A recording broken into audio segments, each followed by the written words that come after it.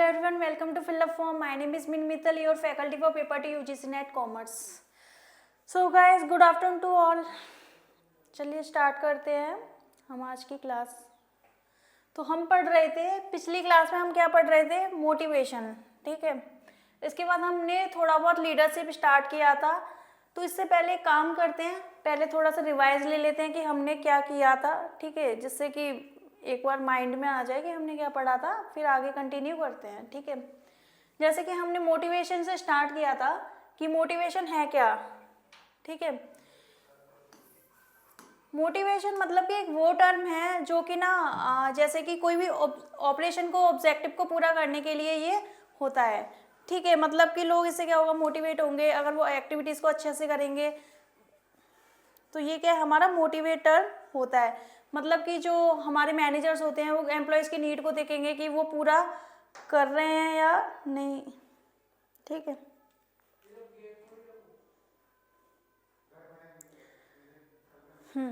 ठीक। तो मोटिवेशन हमने क्या किया, क्या देखा, ऑपरेशन के ऑब्जेक्टिव को पूरा करने के लिए उन्हें मोटिवेट करते हैं, ठीक है। मतलब कि उन्हें वेरियस इंसेंटिव्स प्रोवाइड करेंगे, प्रमोशंस प्रोवाइड करेंगे, जिससे क्या होगा, वो मोटिवेट होंगे और वो अच्छा अच्छा काम करके देंगे एंड जो गोल है उसको अचीव करने का काम करेंगे, ठीक है। एंड जो मोटिवेशन टर्म है वो कहाँ से आया, हमारा मोटिव टर्म से आया। मतलब कि जो एम्प्लॉयज़ की नीड है, एम्प्लॉयज़ की नीड को देखा जाए कि क्या नीड है, फिर जो हमारे सीनियर्स होंगे उनकी नीड को कंप्लीट करेंगे, तो जिससे क्या होगा, वो मोटिवेट होंगे। जी गुड आफ्टरनून अंकिता जी। तो ये था मोटिवेशन की, मतलब उनमें किसी भी तरीके से बस मोटिवेशन लाना कि जिससे वो काम को अच्छा करके दें और जो गोल है उसको अचीव करें, ठीक है। एंड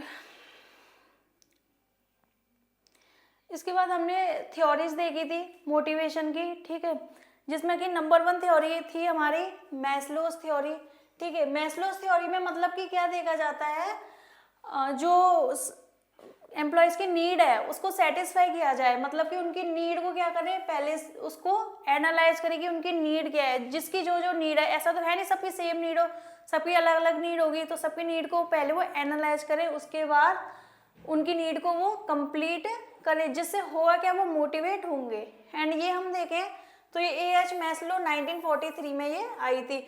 मेन तो इन थ्योरीज में था ही क्या, आपको ये इनके डेट्स एंड जो भी हमारे इकोनॉमिस्ट हैं उनके नाम याद रखने हैं।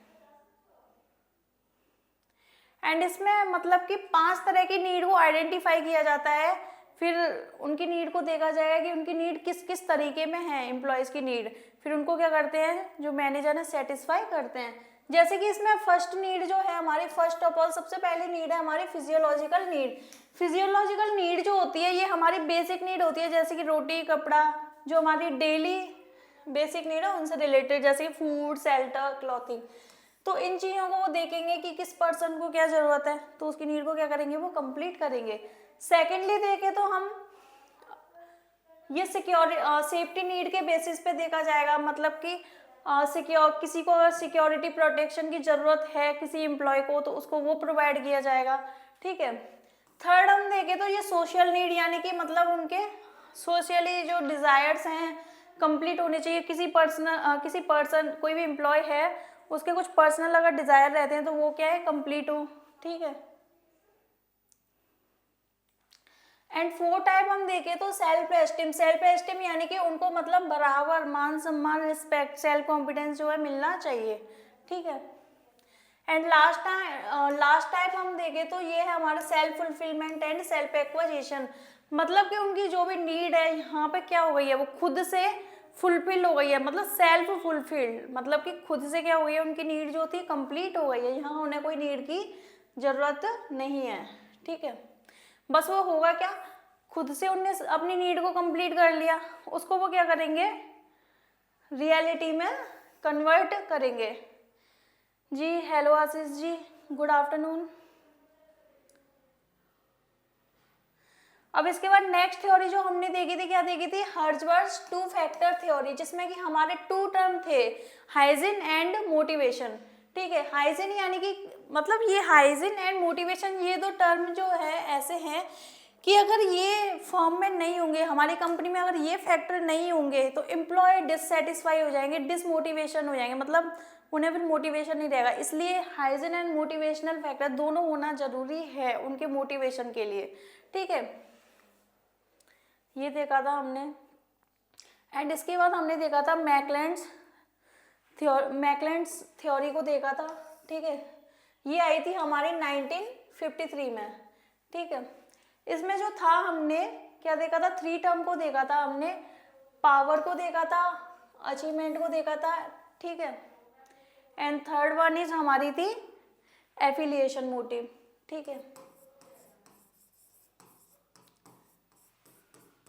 ये जो पूरी डेफिनेशन ये 3 टर्म्स के बेसिस पर बनी हुई है, पावर, एफिलिएशन एंड अचीवमेंट। ठीक है, पावर यानी कि मतलब क्या होता है, यहाँ पे लोग जो हैं लोगों के व्यवहार को क्या है, जो उनका व्यवहार है, बिहेवियर है, उनको इन्फ्लुएंस किया जाए, उनसे इन्फ्लुएंस हो। ठीक है, एम्प्लॉयज़ के बिहेवियर से।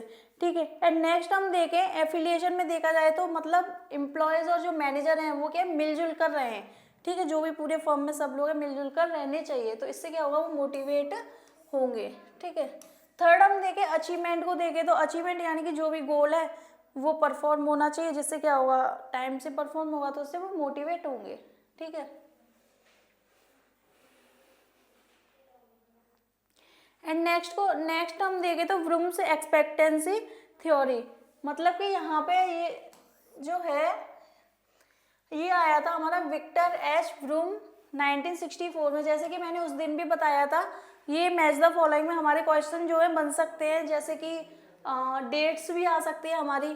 ठीक है, ईयर्स जो हैं, एंड इनके इकोनॉमिस्ट के नेम दे दे एक साइड, एक तरफ हमारी थ्योरीज दे दे, तो ये क्या है आना जरूरी है। मोस्टली चांसेस जो होंगे मैच द फॉलोइंग क्वेश्चंस के इसमें चांसेस हो सकते हैं। ठीक है, तो व्रूम्स एक्सपेक्टेंसी थ्योरी जो है इसमें क्या देखा जाता है, मतलब कि जो भी गोल वो अचीव करने जा रहे हैं, जो भी उन्हें टारगेट जो है बनाया है, तो वो उनके लिए इम्पोर्टेंट है बहुत ज़्यादा, मतलब उसको उनको अचीव करना ही है। ये थ्योरी बोलती है कि जो उन्हें टारगेट डिसाइड किया वो कंप्लीट हो, जिससे कि क्या एम्प्लॉयज़ मोटिवेट होंगे।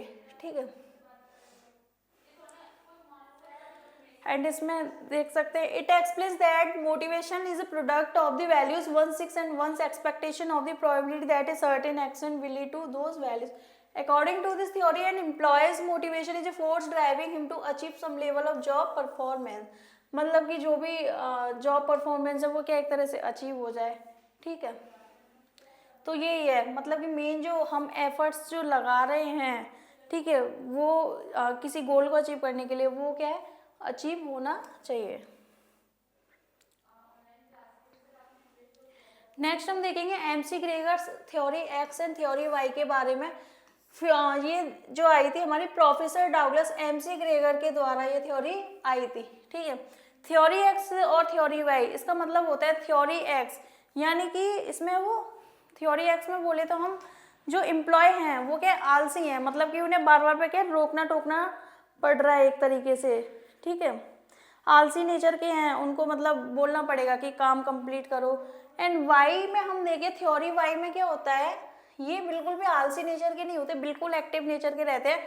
इनको थोड़ी सी वर्किंग कंडीशन प्रोवाइड कर दी जाए अच्छे से तो ये बहुत अच्छे से काम करने लग जाएंगे। जैसे कि इसमें बोला हुआ है theory X represent standard bureaucratic and authoritarian attitude toward employee is based on certain, मतलब ये इसके एजम्पशंस दिए हुए हैं, जैसे कि उस दिन हमने कुछ रीड किए थे, मतलब ये उन्हीं के बारे में दिया हुआ है जो एम्प्लॉय हैं वो आलसी नेचर के हैं बहुत, कि उन्हें हर काम के लिए बोलना पड़ेगा जब जाके वो काम को करेंगे। ठीक है, जैसे कि फर्स्ट पॉइंट बोला था एवरेज पर्सन डिसलाइक वर्क, मतलब जो पर्सन होते हैं एवरेज पर्सन, मतलब वो ज़्यादा होशियार नहीं होते हैं तो काम को क्या है पसंद नहीं करते, डिसलाइक करते हैं। Good afternoon Priyanka ji. ठीक है, तो इस तरीके से। एंड नेक्स्ट पॉइंट दे रखा है हमारा, मतलब कि रिस्पॉन्सिबिलिटी लेना ही पसंद नहीं करते, कम रिस्पॉन्सिबिलिटी लेना पसंद करते हैं। ठीक है, बाकी देखें तो मतलब किसी किसी को बहुत ज़्यादा धमकाना पड़ता है, स्ट्रिक्ट कंट्रोल रखना पड़ता है, क्योंकि वो काम ही नहीं करना चाहते हैं, तो इसलिए मैनेजर क्या करते हैं उनको बहुत ज़्यादा स्ट्रिक्ट कंट्रोल करते हैं, धमकाते हैं, पनिश भी करते हैं जब वो काम नहीं करते तो। ठीक है, एंड इनकी जो क्रिएटिविटी होती है काम के प्रति वो कम रहती है, ना वो प्रॉब्लम को ज़्यादा सॉल्व कर पाते हैं, तो इनके एक तरह से बहुत ज़्यादा थ्योरी एक्स के देखे जाए तो नेगेटिव इम्पैक्ट है, ज़्यादा काम में ये अच्छे नहीं रहते, इन्हें बहुत ज़्यादा रोकना टोकना पड़ता है काम के लिए। थ्योरी वाई पे हम देखें, ठीक है, थ्योरी वाई जो होते हैं वो हमारे बहुत ज़्यादा एक्टिव रहते हैं, उन्हें थोड़ा सा काम दे दो वो बहुत अच्छे से काम करेंगे। जैसे कि बोला हुआ है इसमें, theory Y assumes that people are not by nature lazy and unreliable. मतलब कि जो पीपल हैं थ्योरी वाई के बोले तो वो क्या लेजी नहीं है, आलसी नेचर के नहीं है, ठीक है। एंड मतलब कि वो जो होते हैं अपना काम को एंजॉय करते हैं, they enjoy work so initiative and imagination in self direction है सेल्फ कंट्रोल। मतलब कि वो काम को एकदम एंजॉय तरीके से करते हैं, कोई भी काम दे दिया जाए उन्हें तो बहुत अच्छे तरीके से करते हैं वो, अपना इनिशिएटिव यानी कि कोई भी काम दे दिया तो उसके एक्शन मतलब कुछ ना कुछ उस पर करते हैं, ठीक है। एंड खुद से वो चीज़ों को सेल्फ डायरेक्ट भी करते हैं, खुद से कंट्रोल भी, ये नहीं कि हर वक्त उन्हें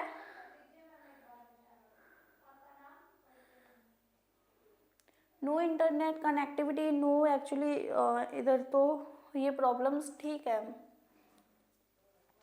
मतलब उन्हें मैनेजर जो है डायरेक्शन या मतलब उन्हें बोलना नहीं पड़ता कि ऐसे करो, खुद से सारा काम वो कर लेते हैं, ठीक है।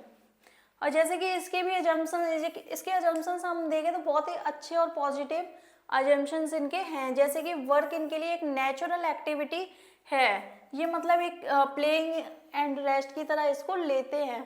मतलब कि जैसे आपने देखे होंगे बच्चे जो होते हैं पहले खेलते हैं फिर रेस्ट लेते हैं, तो उस टाइप से इन एक्टिविटीज़ को लेते हैं, वो ज़्यादा लोड नहीं लेते, ठीक है। ना इन्हें मतलब कि धमकाने की ज़रूरत है ना इन्हें पनिश करने की ज़रूरत है, ठीक है। खुद ही ये क्या होता है social motivation occurs at the social esteem and self acquisition level. And मतलब इसमें सारे हमारे फिजियोलॉजिकल सिक्योरिटी ये सब नीड इसमें आती है, इनकी ये कंप्लीट की जाती है इसमें, ठीक है। एंड इसमें ये हमने देखा है सेल्फ डायरेक्टेड होते हैं, जिससे वो प्रॉपर वर्क करके देंगे फिर क्या हो जाएगा वो मोटिवेट हो जाएंगे, ठीक है।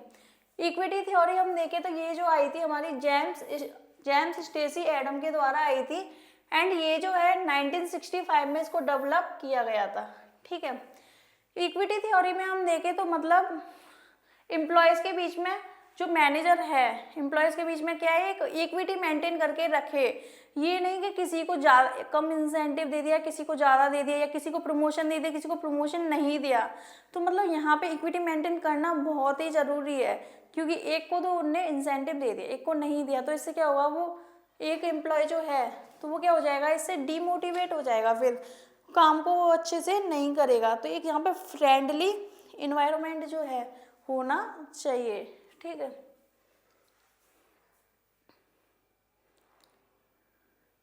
जैसे कि उस दिन हमने इसके टाइप्स देखे थे, ओवरपेड इनिक्विटी देखा था, अंडरपेड इनिक्विटी। इसमें मतलब क्या हो रहा था, ओवरपेड इनिक्विटी में जो पर्सन के आउटकम या इनपुट हैं वो ज़्यादा है दूसरों के आउटकम या इनपुट से। अंडरपेड इनिक्विटी में हमने देखा था जो पर्सन के आउटकम एंड इनपुट होंगे वो कम होंगे दूसरों के आउटकम एंड इनपुट से, ठीक है। And equity in this case, equity यानी कि बराबर इक्वल, इस केस में क्या रहेगा पर्सन के एंड जो अदर पर्सन है उससे दोनों के आउटकम्स एंड इनपुट जो हैं इक्वल रहेंगे, ठीक है। एंड नेक्स्ट हम देखे थ्योरी जो देखी थी हमने carrot and stick approach of motivation देखा था। Carrot and stick approach of motivation यानी कि मतलब कैरेट मतलब उनने जो काम किया है बहुत अच्छे से किया है तो उसके लिए उनको रिवार्ड देना, ठीक है, कुछ ना कुछ उन्हें रिवार्ड देना जिससे क्या है वो मोटिवेट हो, ठीक है। और क्या स्टिक का मतलब क्या होता है, अगर उनने कोई काम टाइम से नहीं करके दिया या कोई काम नहीं किया गलत तरीके से किया है तो उनको पनिश करना, ठीक है। तो जैसे इसमें देखिए हम ये थ्योरी जो थी किसके द्वारा आई थी, जेरेमी बेंथम के द्वारा ये आई थी, ठीक है। एंड इसमें बोला हुआ है the carat is the reward for moving and the stick is the punishment for not moving. मतलब कि कैरेट क्या है, ये रिवार्ड है काम करने के लिए, स्टिक क्या है, उनने कोई काम नहीं किया तो उसके लिए पनिशमेंट है, ठीक है। एंड जैसे कि हम देख सकते हैं रिवार्ड यानी कि कैरेट किस फॉर्म में हो सकता है, ये मनी की फॉर्म में हो सकता है, प्रमोशन की फॉर्म में, मतलब एम्प्लॉय को खुश करने के लिए उसने अच्छा काम किया है तो मनी की फॉर्म में भी दे सकते हैं, प्रमोशन भी दे सकते हैं उसको, फाइनेंशियल नॉन फाइनेंशियल फैक्टर कोई भी दे सकते हैं। पनिशमेंट वहीं पे हम देखें तो पनिशमेंट अगर कोई किसी ने कोई काम अच्छा करके नहीं दिया किसी एम्प्लॉय ने, तो उसको पनिशमेंट किस किस वे में दी जाएगी, can be in the form of fines, ठीक है, उन पर कोई फाइन लगा दिया जा सकता है या कोई पेनल्टी लगा दें, विद होल्डिंग सैलरी मतलब उनकी सैलरी रोक दी जाए, इंक्रीमेंट ना दिया जाए, ठीक है, जॉब ट्रांसफर, डिमोशन, सॉरी हाँ, तो मतलब कि उनका ट्रांसफ़र कर दिया जाए क्योंकि जिस अच्छा काम नहीं कर रहे थे दूसरे का उनका ट्रांसफ़र कर दो, ठीक है, एंड मतलब उनको जॉब से निकाल दिया जाए। तो ये सब क्या है हमारे कैरेट एंड स्टिक अप्रोच, ठीक है। अब हम नेक्स्ट आएंगे थ्योरी जेड पर, मतलब कि इसमें क्या बोला गया है सबसे पहले ये आई थी हमारे विलियम माउची के द्वारा 1981 में, मोस्टली तो आपको ये याद रखना है, ठीक है। एंड ये जो थ्योरी है ये कंप्लीट ट्रांसफॉर्मेशन है मोटिवेशन एस्पेक्ट का एम्प्लॉयज के, ठीक है, मतलब कि इसमें इंट्रिंसिक एंड एक्सट्रिंसिक मतलब जो अंदरी अंदरी रिवार्ड बोल लो, बाहरी रिवार्ड जो दिए जाते हैं, ठीक है, वो इसमें प्रोवाइड नहीं किए जाएंगे, ठीक है। अंदरी रिवार्ड जैसे कि आप बोल सकते हो जैसे प्रमोशन दे दिया, इंसेंटिव दे दिया, ये सब, ठीक है, एंड बाहरी रिवार्ड उनको, तो ये सब इसमें इंक्लूडेड नहीं किए जाते हैं। सिर्फ इसमें रहेगा क्या, जो एम्प्लॉयज़ हैं उनको कम्प्लीटली मोटिवेट किया जाएगा बस, कोई इनके लिए स्पेशल गिफ्ट नहीं रखा जाएगा कि अलग से कुछ इन्हें दिया जाए, ठीक है। जैसे कि ये 5 फीचर्स हैं इसके, मतलब ये सब चीज़ें ना देते हुए, जैसे कि हर में हम क्या दे रहे थे, जो अच्छा काम कर रहा था मोटिवेट करने के लिए रिवार्ड दे रहे थे, इंसेंटिव दे रहे थे, ठीक है, ये सब चीज़ें दे रहे थे मनी की फॉर्म में। तो इसमें क्या है, ये सब चीज़ों को हटा के एक अलग तरीके से मोटिवेट किया जा रहा है थ्योरी जेड में। जैसे कि फर्स्ट एक तरीका है ट्रस्ट वे में, मतलब कि एम्प्लॉय हैं, सुपरवाइजर हैं, वर्क ग्रुप है, इन सब के बीच में क्या है, अगर एक अच्छा खासा ट्रस्ट रहे, सब एक दूसरे पे विश्वास रखें, तो इससे भी क्या होगा, वो मोटिवेट रहेंगे, ठीक है। एंड नेक्स्ट हम देखें तो strong bond between organisation and employee, मतलब कि जितने भी जो एम्प्लॉय हैं एंड ऑर्गेनाइजेशन के बीच क्या है, एक अच्छा खासा बॉन्ड होना चाहिए, फ्रेंडली बॉन्ड होना चाहिए, इससे भी वो मोटिवेट होंगे इनके लिए। फिर अगर ये सब होगा तो इससे उनको कोई भी इंसेंटिव या रिवार्ड की ज़रूरत नहीं है, ठीक है। नेक्स्ट हम देखें जो एम्प्लॉय का इन्वॉल्वमेंट है वो बहुत इम्पोर्टेंट है, ठीक है, मतलब कि जो एम्प्लॉय हैं उनकी थोड़ी बहुत सलाह वगैरह ली जाए, ऐसे नहीं उनसे कुछ पूछा ही नहीं जा रहा।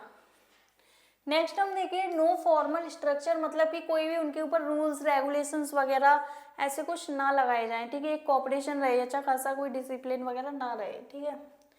फिफ्थ पॉइंट हम देखें कोऑर्डिनेशन ऑफ ह्यूमन बींग्स, मतलब कि कोऑर्डिनेशन रहे, ठीक है, मतलब कि the leader role is to cooperated people and not technology to achieve productivity, ठीक है, मतलब कि लीडर का रोल है पीपल के बीच में एक कोऑपरेशन रहे, मतलब इसमें कोई टेक्नोलॉजी से रिलेटेड नहीं है कि मतलब जैसे कि एम्प्लॉय हैं कोई टेक्नोलॉजी आ गई तो उन पर ध्यान ही नहीं दिया जा रहा, मतलब कि जो एम्प्लॉय है उसकी स्किल्स को जाना जाए, अगर वो कुछ अच्छा काम करते हैं तो उस चीज़ को वो देखें, उस पर ध्यान दें, उनको अगर कुछ नॉलेज है एम्प्लॉय को तो इसलिए मतलब मशीन जो न्यू टेक्नोलॉजी उनको साइड में रख के थोड़ा सा ह्यूमन बीइंग को भी कोऑर्डिनेट करें, ठीक है। एंड नेक्स्ट जो हम देखेंगे कंटिंजेंसी अप्रोच ऑफ मोटिवेशन।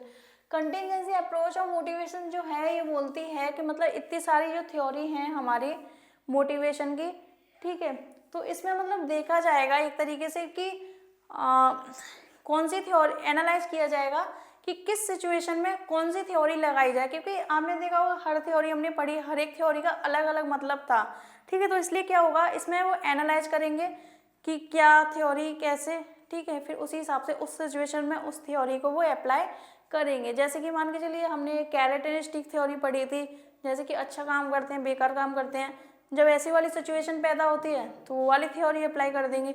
ऐसे हमने काफ़ी सारी थ्योरी पढ़ी, इक्विटी थ्योरी पढ़ी जैसे कि, तो अनइक्वल कुछ ऐसा हो रहा है तो इक्विटी थ्योरी अप्लाई किया जाए, ठीक है, जिससे कि सबके बीच में इक्विटी मेंटेन रहे, ठीक है। तो इसमें बस यही सब बताया जाता है कि सारी थ्योरी को क्या है एक तरह से एनालाइज किया जाए, फिर सिचुएशन के अकॉर्डिंग सबको ये अप्लाई किया जाए, ठीक है। एंड नेक्स्ट जो है हम नेक्स्ट थ्योरी देखेंगे पोर्टर लॉयलर मॉडल ऑफ मोटिवेशन, ठीक है। ये जो थ्योरी है हमारी ब्रूम्स एक्सपेक्टेंसी थ्योरी का ये एक्सटेंशन या इम्प्रूवमेंट है, ठीक है।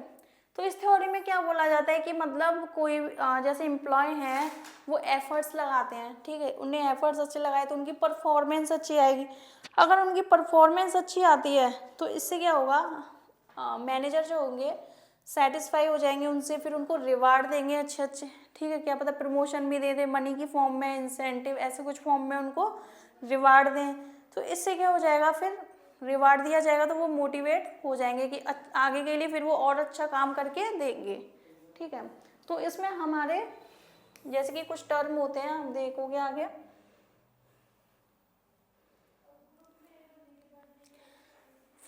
फोर टर्म है। सबसे पहले वो क्या करेंगे, एफर्ट्स लगाएंगे काम में कि काम कैसे भी करके अच्छा होना चाहिए।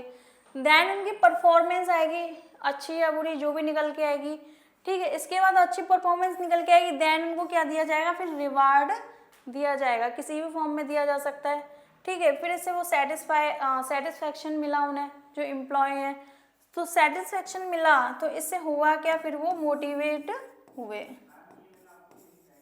ठीक है। तो इन सब से क्रिएट हमारा क्या हुआ, मोटिवेशन, ठीक है।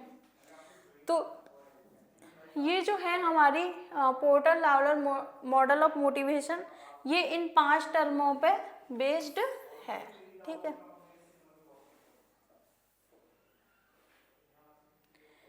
एंड अब हम देखेंगे लीडरशिप, ठीक है।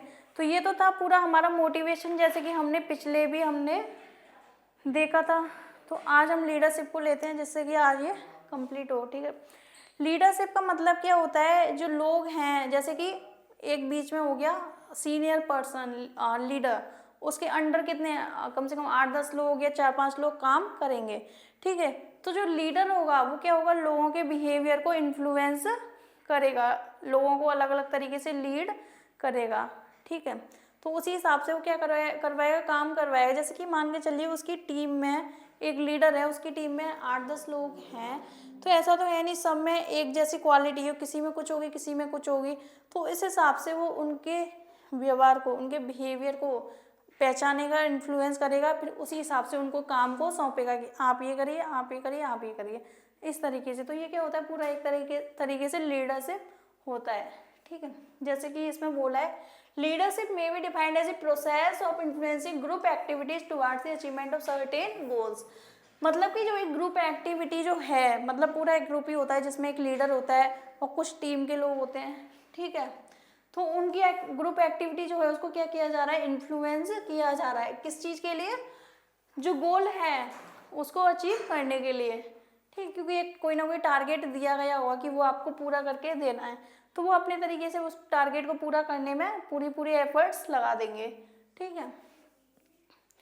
एंड देखें हम, ये एक डेफिनेशन जो है जॉर्ज आर टेरी के द्वारा दी गई थी, leadership is the activity of influencing people to strive willingly for group objectives. मतलब कि ये जो है एक एक्टिविटी है, इन्फ्लुएंस करती है लोगों को किसके लिए, जो भी गोल है उसको अचीव करने के लिए, ठीक है। एंड इसमें दे रखा है managers have to guide and lead their subordinate towards the achievement of group goals. मतलब कि सीधी सी बात है, एक सीनियर पर्सन होगा वो अपने लोअर जो पर्सन है उनको क्या करेगा, लीड करेगा या गाइड करेगा, किसके लिए, गोल को अचीव करने के लिए, ठीक है। A manager can be more effective if he is a good leader. मतलब कि मैनेजर जो है बहुत अच्छा साबित हो सकता है अगर वो अच्छा लीडर बन जाए तो। मतलब कि उसको मान के चलो लीडर का ओहदा तो दे दिया बट उसको अच्छे से निभाए भी, ठीक है, लीडर के फॉर्म में।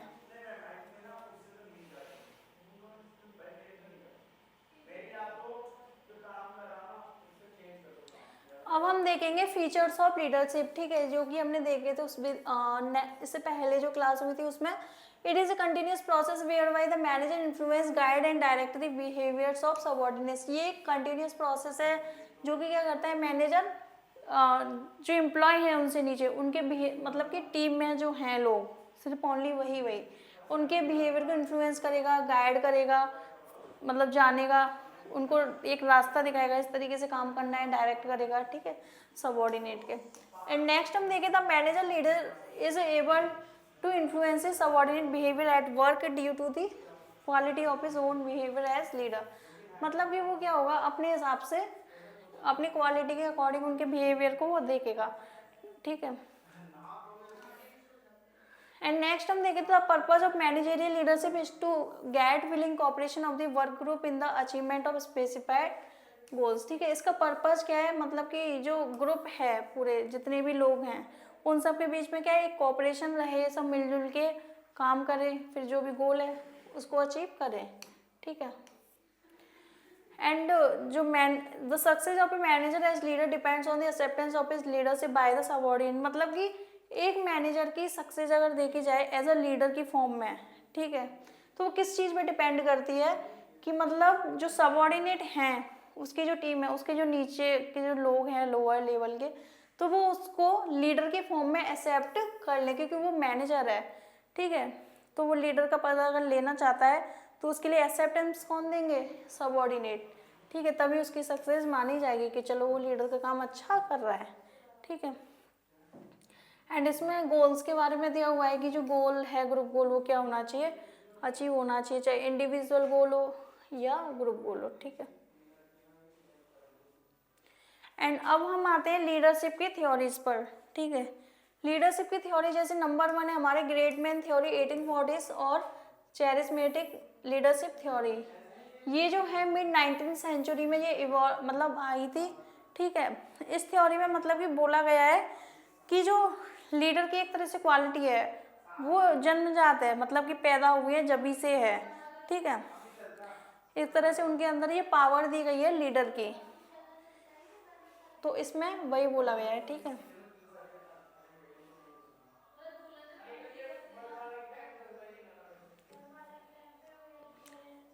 एंड इसमें देखिए the great man theory assumes that the traits of leadership are intrinsic. कैसे नेचर के वो होते हैं, इंट्रिंसिक यानी कि अंदर ही नेचर के होते हैं, थोड़े साई नेचर के। That simply means that great leaders are born but they are not made. मतलब कि इस थ्योरी में बोला गया है, सीधा सीधा बोला गया है कि जो लीडर हैं वो जन्मे गए हैं, बने नहीं गए हैं। मतलब कि एक तरह से जब वो पैदा हुए तो उनके अंदर ये क्वालिटी डाल दी गई थी लीडरशिप की फॉर्म में, ठीक है। तो इस थ्योरी में बस यही बोला गया है, ठीक है। एक तरह से ये डेस्टिनेशन है कि मतलब गॉड ने उनको जन्मा, ठीक है, देन फिर उनको ये एक लीडरशिप क्वालिटी उनमें दी गई, ठीक है। अब इसके बाद देखेंगे ट्रेड थ्योरी, जस्ट इसके अपोजिट है एक तरह से। ये जो थ्योरी है ये बोलती है कि मतलब उसमें तो बोला गया था कि जन्मे हैं लोग, इसमें बोल रहे हैं कि जरूरी नहीं है कि ये जन्म जाती होती है जो लीडरशिप, जो एक तरह से क्वालिटी होती है, मतलब ये इस तरीके से भी आ सकती है कि नॉलेज के आधार पर भी आ सकती है, ठीक है। अगर नॉलेज या फिर जैसे कि लर्निंग के बेसिस पर या एक्सपीरियंस के बेसिस पर भी आ सकती है। जैसे कि आपने देखा होगा ये काफ़ी सारे कोर्सेज भी होते हैं लीडर वगैरह के, अगर वो कोर्स वगैरह कर लिए जाएँ तो भी एक हमारे अंदर लीडरशिप क्वालिटी आ जाएगी। तो ज़रूरी नहीं है कि ये बचपन से ही हो। तो ये थ्योरी ट्रेड थ्योरी बोलती है, ठीक है। It analyse traits such as mental, physical and social characteristic of leader. ये थोड़ा सा प्रैक्टिकली जाती है, मतलब कि मेंटली भी देखते हैं, फिजिकली सोशली भी देखा जाता है इसमें, ठीक है। The trait theory of leadership argues that leaders can become more successful by developing and learning those key traits। मतलब कि इसमें हमारे कुछ की traits आएंगे, ठीक है। ये अगर डेवलप किए जाएं या लर्न किए जाएं, इससे क्या है, एक लीडर की फॉर्म में वो लीडर जो है सक्सेसफुल होगा, ठीक है।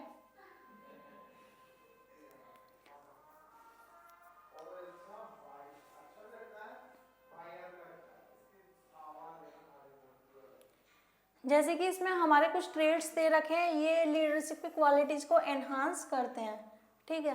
जैसे कि नंबर 1 दे रखा है कॉग्निटिव एबिलिटी, मतलब ये इंटेलिजेंसी से रिलेटेड होती है, ठीक है, उनके अंदर मतलब इंटेलिजेंसी वगैरह होती है, तो उस बेसिस पर भी क्या है लीडरशिप क्वालिटी क्रिएट होती है, ठीक है। नेक्स्ट हम देखें फ्लैक्सिबिलिटी, ठीक है, मतलब an ability to adapt to the needs of followers and to changes in the situation, मतलब कि जो फॉलोअर्स जो हैं उसकी टीम में जो लोग होंगे उसके अंदर इतनी एबिलिटी है कि उनकी ज़रूरतों को वो बदल दे, चेंजेस कर दे, उनकी नीड को समझे, तो भी क्या है एक तरह से लीडरशिप की फॉर्म में होगा, ठीक है। एंड नेक्स्ट हम देखें इनर ड्राइव, ठीक है, a need for achievement ambition and A high energy level, मतलब कि अगर कोई अचीवमेंट होता है देन उनके अंदर कोई हाई एनर्जी लेवल होता है, तो भी एक लीडर उनके अंदर पैदा होगा, ठीक है। नेक्स्ट हम देखें leadership motivation, a desire to influence others in order to reach a common goal, ठीक है, मतलब कि उनकी इच्छा हो दूसरों को इन्फ्लुएंस करने की, ठीक है, दूसरों के बिहेवियर को जानने की, तो ये भी क्या एक तरह से लीडरशिप आती है।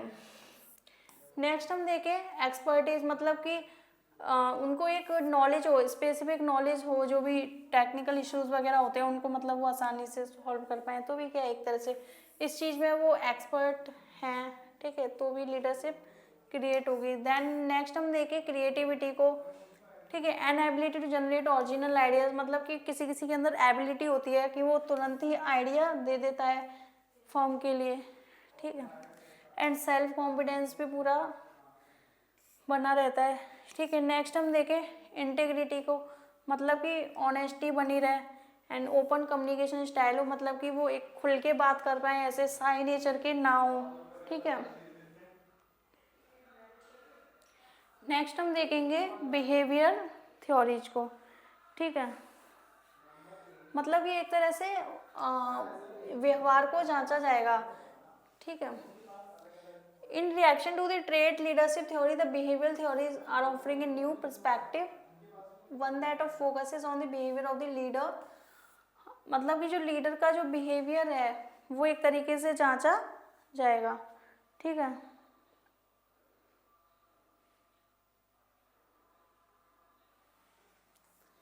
मतलब कि जो एक तरीके से ये बोल सकते हैं जो टीम के लोग होंगे ना वो लीडर के बिहेवियर को देखेंगे, एक तरीके से जांचेंगे कि वो किस तरीके से ऑर्डर जो है दे रहा है, किस तरीके से उन लोगों को लीड कर रहा है, अच्छे तरीके से कर भी रहा है या नहीं कर रहा, तो एक तरीके से व्यवहार देखा जाएगा, उनका एनालाइज किया जाएगा, ठीक है।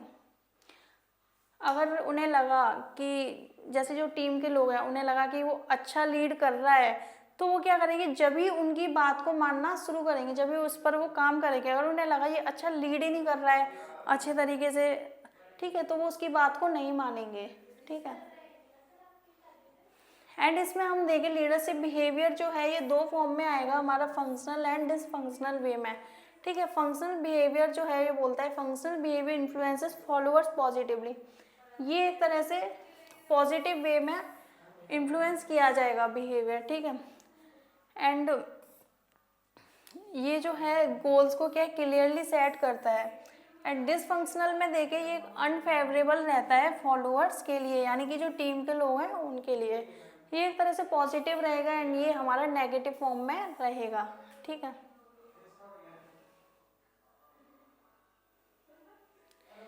एंड नेक्स्ट हम देखेंगे,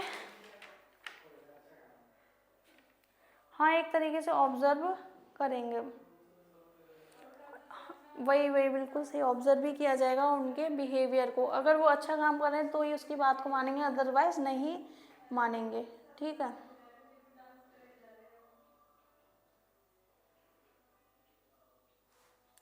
एंड नेक्स्ट हम देखेंगे कंटिजेंसी थ्योरी और सिचुएशनल लीडरशिप को, ठीक है। ये जो थ्योरी है मतलब कि एक तरीके से सिचुएशन के अकॉर्डिंग चलती है, मतलब कि एक पर्सन की क्या है सिचुएशन को देखा जाएगा कि वो किस तरीके से एक्ट कर रहा है, ठीक है। इसमें हम देखें जो human that in the sense that human traits are related to this situation in which the leaders exercise their leadership, मतलब कि इसमें किससे रहेगा, उनके सिचुएशन के अकॉर्डिंग रहेगा कि वो कैसा एक्ट कर रहा है, सही तरीके से एक्ट कर भी रहा है, एक जो लीडर है लीडरशिप क्वालिटीज उसके सिचुएशन के अकॉर्डिंग बनाती है, मतलब कि वो अच्छे से एक्ट परफॉर्म कर रहा है या नहीं कर रहा। अच्छे से एक्ट अगर परफॉर्म कर रहा है देन वो लीडर कहलाएगा, अच्छे से परफॉर्म नहीं कर रहा तो वो लीडर नहीं कहलाएगा। तो ये सिचुएशन के आधार पर रहेगा, ठीक है।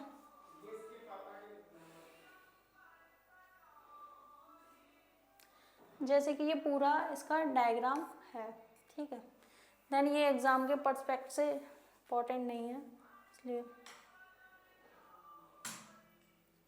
एंड हम देखेंगे नेक्स्ट लीडरशिप स्टाइल्स को, ठीक है। ये जो है सबसे पहले बेस्ड ऑन बिहेवियर अप्रोच, ठीक है, जिसमें नंबर 1 हमारा दे रखा है पावर ओरिएंटेशन।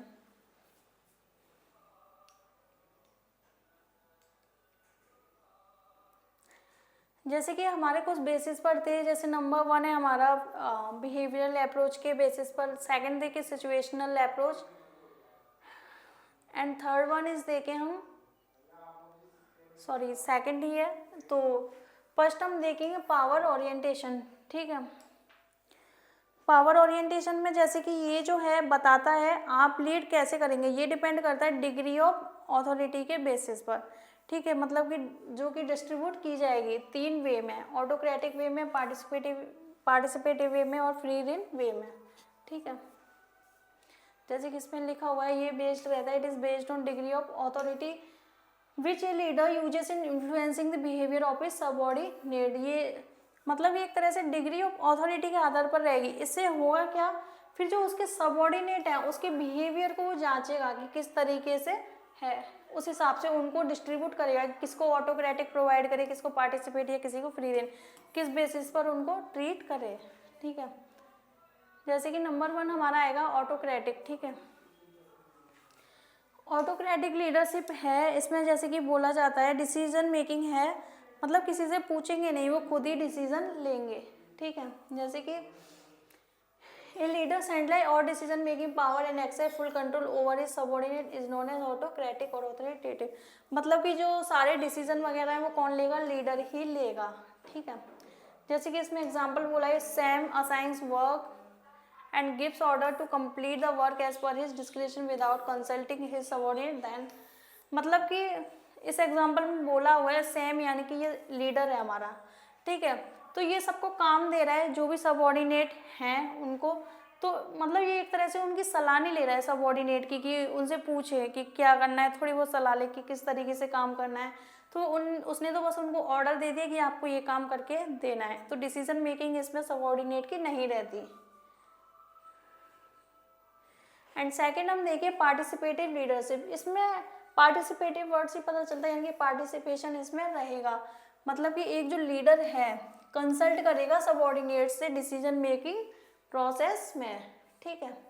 एंड फिर उनको एनकरेज करेगा उसके लिए और सजेशन भी देगा, ठीक है।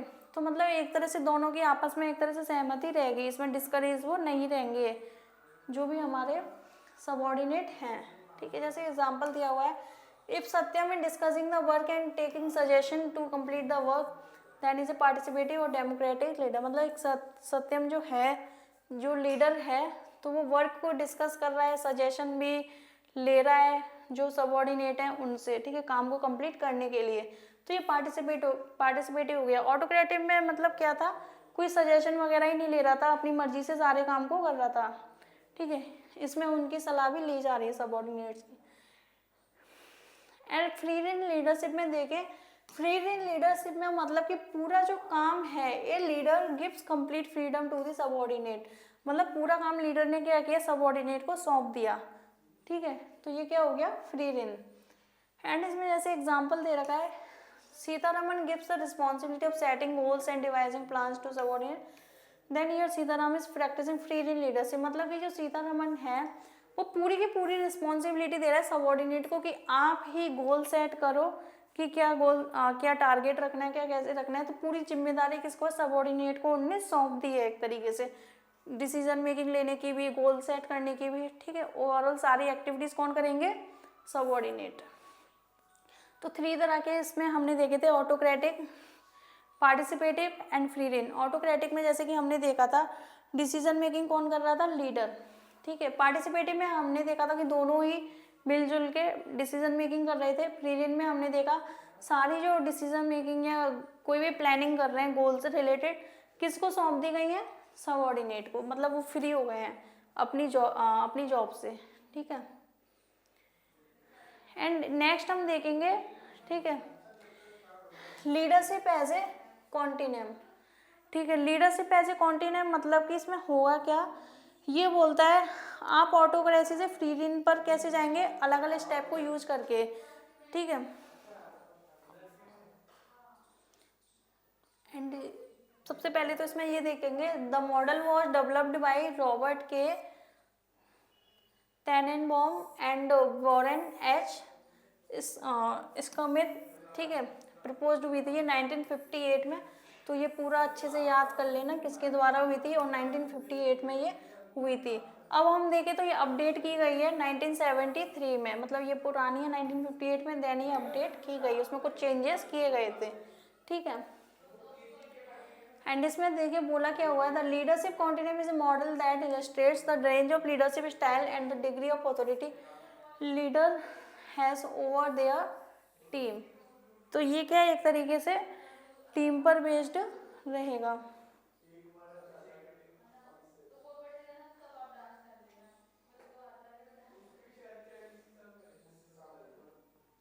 जैसे कि इसमें बोला हुआ है the range it shows the range of leadership style between the extreme of autocratic and free rein. ये हमारा फ्री रिजाइन नहीं है, फ्री रेन है, ओके।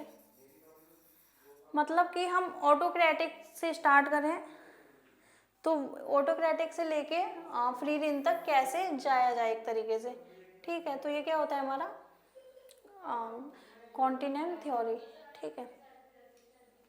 एंड इसमें देखिए the right side of continuum represents it release of control by the manager. Right side में अगर इसके देखें तो मैनेजर के द्वारा कंट्रोल रहता है, एंड लेफ्ट साइड हमारी इसकी क्या रिप्रेजेंट करती है, स्ट्रिक्ट एप्लीकेशन ऑफ कंट्रोल, ठीक है।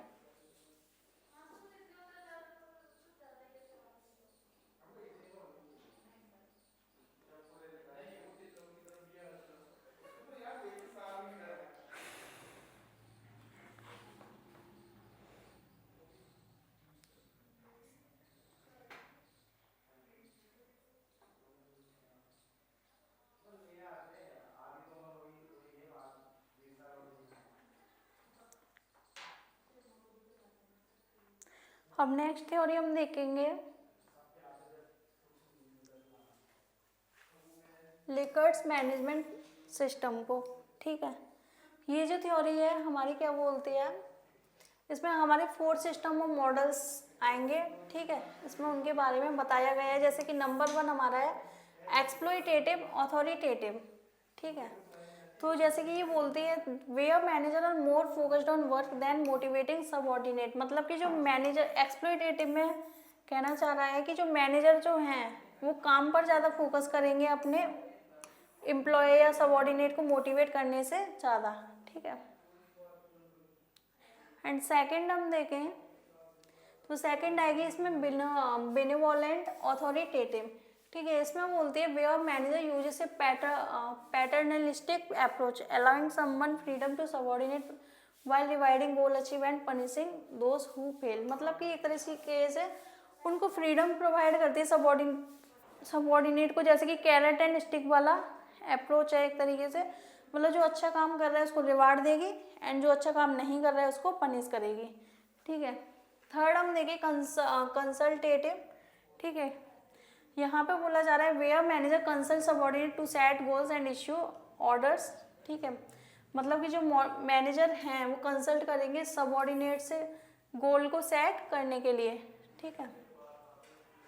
तो इससे हुआ क्या, फिर सबऑर्डिनेट डिसीजन लेंगे। देन मैनेजर ने तो क्या किया, पहले उनको गोल के बारे में बता दिया कि इस तरीके का गोल आपको सेट करना है, ठीक है।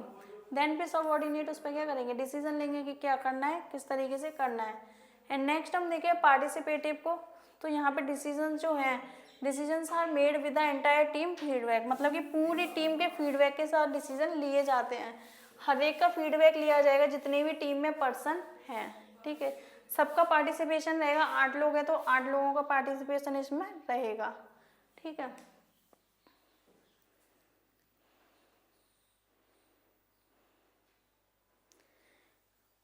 अब इसके बाद हम देखेंगे एम्प्लॉय प्रोडक्शन ओरिएंटेशन को।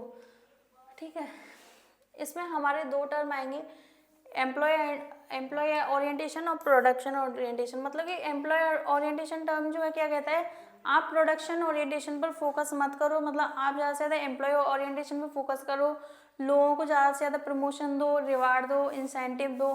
ठीक है, एंड प्रोडक्शन ओरिएंटेशन क्या कहता है, ये बोलता है कि आप जो है एम्प्लॉय ओरिएंटेशन पे ध्यान मत दो, आप only on just production orientation पे ध्यान दो, अच्छा से अच्छा प्रोडक्शन करो, ज़्यादा प्रोडक्शन होगा तो ज़्यादा सेल होगी, टारगेट अचीव होगा।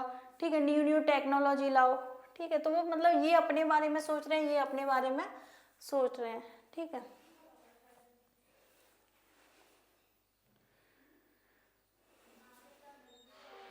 जैसे कि इसमें आप वैसे रीड कर लेना, सीधे सीधे लैंग्वेज इसमें बोली हुई है, ये एक तरीके से ह्यूमन एस्पेक्ट पे फोकस करता है। ठीक है, this is to accept individual difference and emphasis that employer should address and care for employee need. मतलब एम्प्लॉय की नीड वगैरह उनकी केयर की जाए। ठीक है, एंड इसमें हम देखें तो पूरे काम के बारे में भी बात की गई है। ठीक है, प्रोडक्टिविटी से रिलेटेड ज़्यादा से ज़्यादा प्रोडक्शन हो, गोल अचीव हो, मतलब न्यू टेक्नोलॉजी, न्यू मशीन्स वगैरह हैं। ठीक है, जिससे प्रोडक्शन वगैरह अच्छा होगा।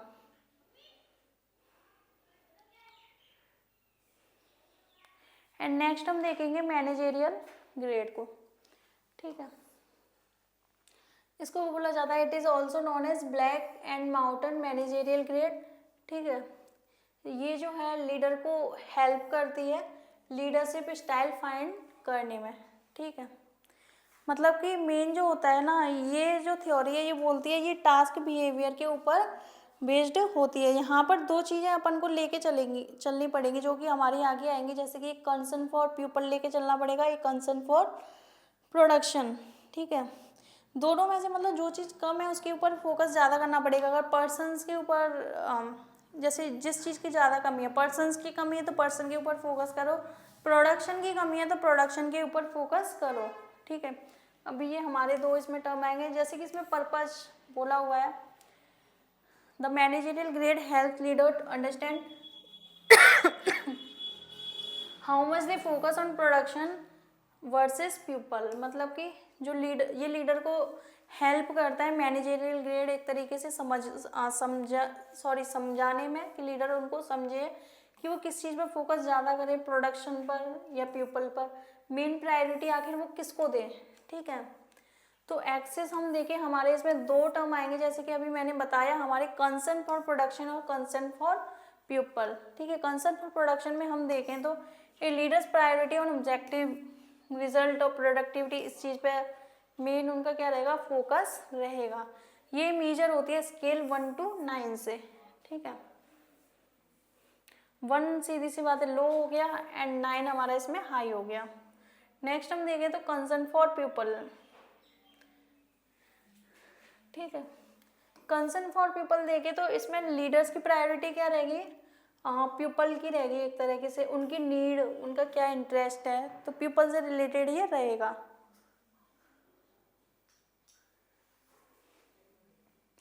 ठीक है, ये भी सेम वही मेजर होती है हमारी 1 to 9 से, 1 इसमें लो रहेगा एंड 9 हमारा इसमें हाई रहेगा।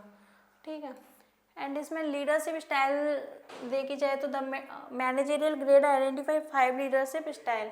ठीक है, 5 लीडरशिप स्टाइल इसमें क्या है, आइडेंटिफाई की गई हैं, each with in a different combination of concern for production and concern for people. मतलब हर एक का अलग अलग कॉम्बिनेशन रहेगा, प्रोडक्शन के लिए भी और पीपल के लिए भी। ठीक है, जैसे कि नंबर 1 हमारी दे रखी है कंट्री क्लब मैनेजमेंट। ठीक है, इसमें हम देखें तो सबसे ज़्यादा कंसर्न जो है किसके लिए रहेगा, पीपल के लिए। मतलब सीधे सीधे बोला गया था, किसी के लिए पीपल, किसी के लिए कंसर्न फॉर पीपल भी रह सकता है पांचों में, किसी के लिए कंसर्न फॉर प्रोडक्शन भी रह सकता है, किसी के लिए दोनों भी रह सकता है। जैसे फर्स्ट हम अगर देख रहे हैं तो कंट्री क्लब मैनेजमेंट देख रहे हैं, जिसमें कि बोला गया है सबसे ज़्यादा कंसर्न किसके लिए है, पीपल के लिए। ठीक है, मतलब ये एक अजम्पशन के साथ एम्प्लॉय जो है खुश रहें, अच्छा मतलब हार्ड वर्क करें। ठीक है, नेक्स्ट हम देखेंगे इनपावरिस्ड मैनेजमेंट, यानी कि मतलब लो कंसर्न है दोनों के लिए ही, प्रोडक्शन के लिए भी और पीपल के लिए भी। ठीक है, लो कंसर्न यानी कि स्केल 1 रहेगा। थर्ड हम देखें तो middle of the road management, यानी कि इसमें बैलेंस कंसर्न रहेगा दोनों के लिए, प्रोडक्शन के लिए भी, पीपल के लिए भी, मतलब जहाँ जिसकी ज़रूरत पड़े उस हिसाब से ये रहेगा। ठीक है। 4 हम देखें तो प्रोड्यूस और पेरिस मैनेजमेंट, ये जो है हाई कंसर्न रहेगा प्रोडक्शन के लिए और पीपल के लिए लो कंसर्न रहेगा। ठीक है। एंड नेक्स्ट हम देखें टीम मैनेजमेंट का, तो ये मतलब हाई कंसर्न रहेगा दोनों के लिए, प्रोडक्शन के लिए भी और एम्प्लॉय के लिए भी। ठीक है, दोनों को बराबर सेटिस्फैक्शन रहेगा। तो हमने इसमें जो 5 इसकी लीडरशिप स्टाइल देगी। ठीक है, मैनेजरियल ग्रेड था। ठीक है,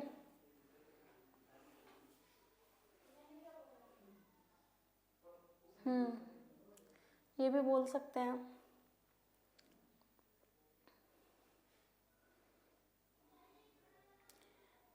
ये बस ये थोड़ा सा कभी आ जाए तो ये पता होना चाहिए थ्योरी में। ठीक है। एंड इसके बाद हम नेक्स्ट देखेंगे ट्राई डायमेंशनल ग्रेड को। ठीक है, जिसको रैडिन 3D लीडरशिप मॉडल भी बोला जाता है, ऑल्सो नॉन है रैडिन्स 3 डायमेंशनल थ्योरी या ट्राई डायमेंशनल ग्रेड। ये जो थ्योरी है किसके द्वारा डेवलप्ड की गई थी? British professor and management behaviour Bill Reddin के द्वारा ये डेवलप्ड की गई थी। ठीक है, इसमें हमारे 3 डायमेंशंस की बात की गई है, task orientation, relationship orientation and effectiveness. Reddin also identify 4 basic leadership style. इसने भी क्या किया, 4 लीडरशिप स्टाइल इसने भी फाइंड आउट की हैं ट्राई डायमेंशनल ग्रेड ने, जिसमें कि हमारी नंबर 1 है रिलेटेड, 2 है integrated and next dedicated and इसके बाद सेपरेटेड। मेन तो इसके मतलब एक तरह से देखा जाए आपको बस थोड़ा सा नेम याद रहने चाहिए। ठीक है, अंदर की डिटेल्स ज़्यादा नहीं आएगी।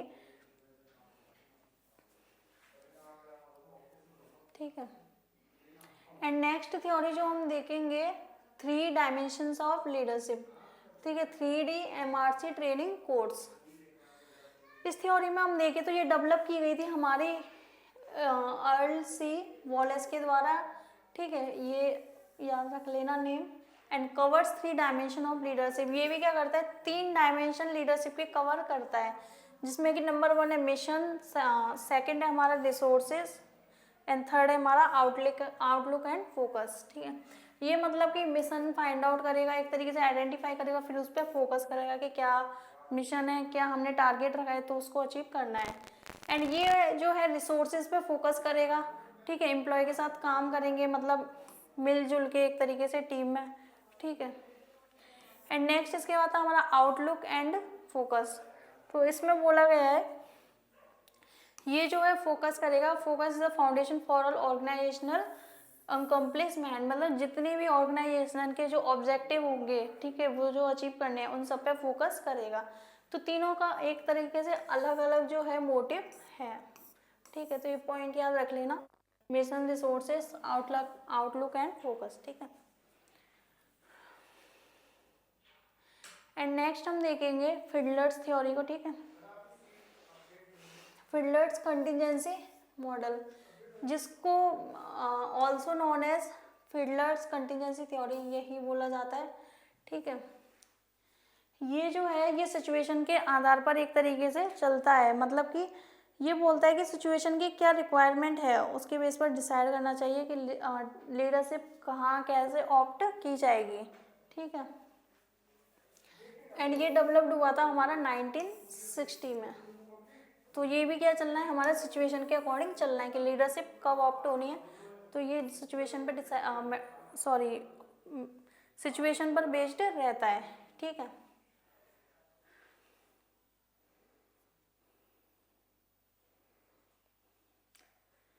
एंड इसके बाद नेक्स्ट हम देखें तो हर्सी। ठीक है, हर्सी ब्लैंकर्स सिचुएशनल मॉडल को। ठीक है, ये जो है जिसको SLT के नाम से भी बोला जाता है।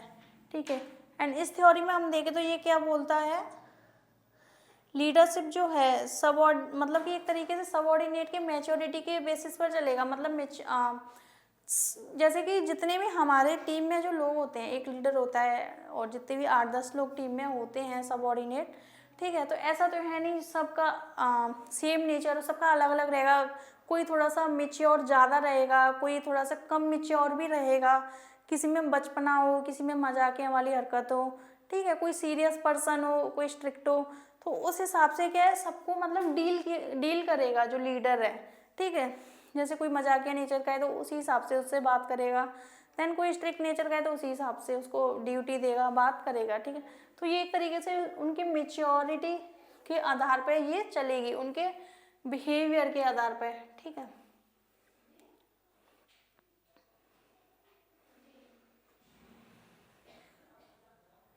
एक बार इसको रीड कर लेते हैं पूरी थ्योरी को, ठीक है।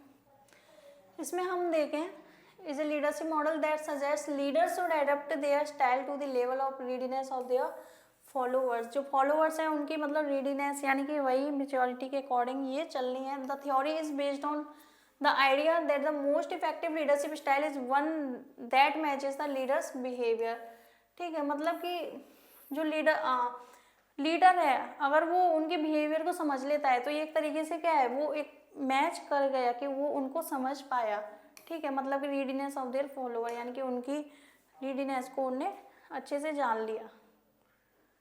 अब हम इसमें कीज के एस्पेक्ट देखें। लीडरशिप स्टाइल, इसमें हमारी the theory identifies 4 main leadership style, इसमें भी हमारी 4 आएंगी। जैसे कि नंबर 1 है हमारी telling, the leader gives explicit direction and supervise closely. मतलब कि लीडर है वो क्या करे, उनको डायरेक्ट करे, सुपरवाइज करे क्लोजली, ठीक है। जो मतलब लो मेच्योरिटी फॉलोअर्स हैं, मतलब उनमें ज़्यादा मेच्योरिटी नहीं है, ठीक है, उनको अच्छे से समझाए, वो चीज़ों को देर में समझते हैं, कम मेच्योर है इसलिए, तो उनको थोड़ा सा अच्छे से समझाएंगे तो वो समझ जाएंगे। नेक्स्ट हम देखें तो सेलिंग, ठीक है। एंड इसमें जो है मतलब कि उनके आइडियाज़ को वो ले लीडर एम्प्लॉयज़ का, कोई कोई होता है बहुत ज़्यादा होशियार होता है, ठीक है, अच्छा आइडिया देता है, तो लीडर क्या करेगा, उनके आइडिया को एक तरीके से खरीद लेगा, बाय कर लेगा, ठीक है।